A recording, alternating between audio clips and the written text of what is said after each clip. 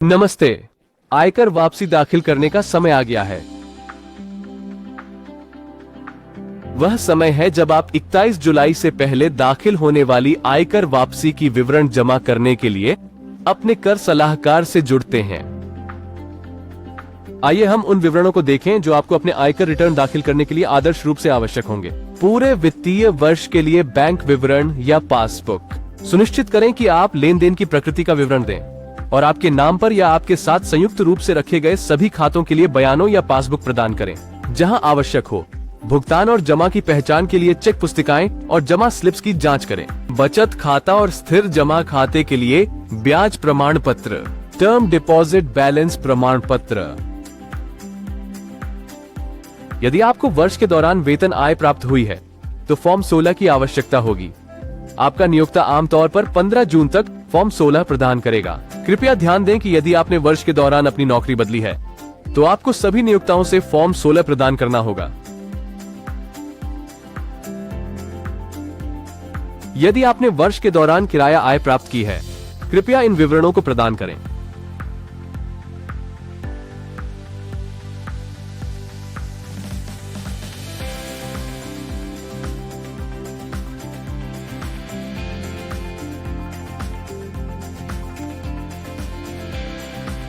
यदि आपने वर्ष के दौरान घर संपत्ति खरीदी है तो सह स्वामित्व प्रतिशत के साथ पैन, आधार, समझौता प्रदान करें जो संपत्तियों को संयुक्त रूप से रखा गया है।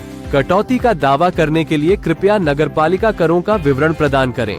यदि आपके पास आवृत आवास आर्ण है तो ब्याज और मूल राशि के विभाजन के साथ बैंक या वित्तीय संस्थान से प्रमाण पत्र। यदि आपने इक्विटी शेयरों में निवेश किया है तो कृपया अपने ब्रोकर से ये दस्तावेज प्राप्त करें। ब्रोकर की लेजर, पूंजीगत लाभ या हानि और लाभ और हानि विवरण, पूरे वर्ष के लिए होल्डिंग विवरण, लेन देन विवरण या अनुबंध नोट्स।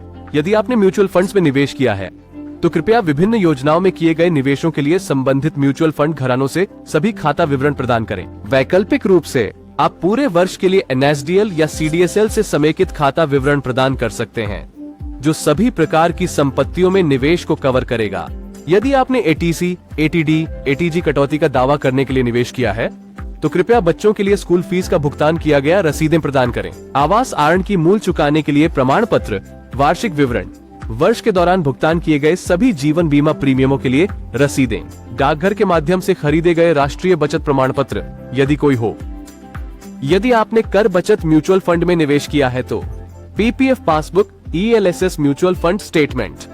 यदि आपने अपनी बेटी के लिए सुकन्या समृद्धि खाता खोला है तो पासबुक जमा करें। यदि आपने अपने भविष्य निधि खाते में योगदान दिया है तो कृपया कर्मचारी भविष्य निधि पासबुक प्रदान करें। FD प्रमाण पत्र, कर बचत FD में किए गए निवेशों के लिए सलाह, ULIP प्रमाण पत्र विवरण। कृपया ध्यान दें, ये सभी निवेश धारा 80C के अंतर्गत 1.5 लाख रुपए तक की समग्र कटौती के लिए पात्र होंगे। यदि आपने वर्ष के दौरान दान किया है तो कृपया ATG दान रसीदें और दाता से देन BE फॉर्म में प्रमाण पत्र प्रदान करें।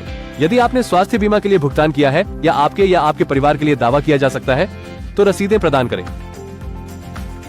अब हम अन्य विवरणों पर नजर डालते हैं जिन्हें आवश्यकतानुसार प्रस्तुत किया जा सकता है। वर्ष के दौरान अर्जित किसी भी अन्य आय का विवरण, किसी अन्य योग्य निवेश का विवरण, उदाहरण के लिए NPS विवरण। अगर कोई आवासीय संपत्ति नहीं है तो किराया रसीदें या समझौता, महीना, शिक्षा ऋण विवरण आदि। वर्ष के दौरान खरीदी गई किसी भी पूंजी संपत्ति का विवरण, उदाहरण के लिए मोटर वाहन या एक चल संपत्ति या चल संपत्ति के मरम्मत की लागत। कर बचत बॉन्ड, 54AC या अन्य संपत्तियों में निवेश किया गया किसी भी दावे की पूंजीगत लाभ छूट। वर्ष के दौरान लिए गए किसी भी आरण का विवरण चुकाया जाता है। दिए गए किसी भी आरण का विवरण उसकी चुकौती है। किसी भी सवाल के मामले में कृपया हमसे info@caprico.in पर संपर्क करें।